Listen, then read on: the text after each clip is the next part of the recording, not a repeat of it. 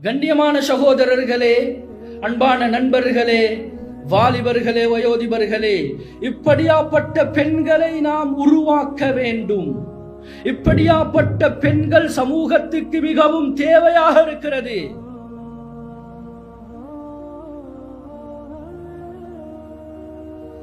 இமாம் மாலிக் ரஹிமஹுல்லாஹ் இவர்களுடைய மகளை பற்றி சொல்கின்றார்கள்.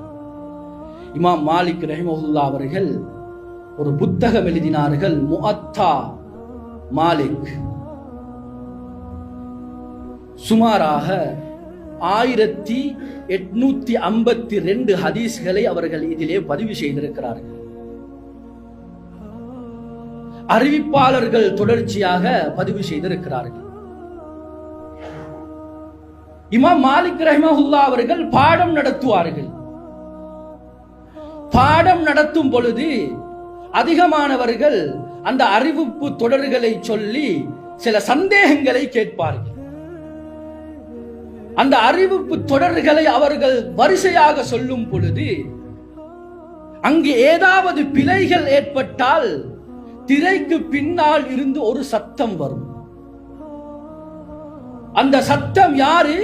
இமாம் மாலிக் ரஹிமஹுல்லாஹ் அவர்களுடைய மகள் தந்தையிடம் சொல்வாள், இந்த சங்கிலி தொடர் இப்படி வரமாட்டாது, இந்த இடத்தில் 2 பேர் தவறி விடுகின்றார்கள், இந்த ஹதீஸ் கலை வல்லுனர் இந்த இடத்தில் வர வேண்டும் என்றும் திருப்பி அமைத்து தன்னுடைய தந்தைக்கு சொல்லி அந்த மனிதர்களுக்கு உணர்த்தி விடுவார்களாம்.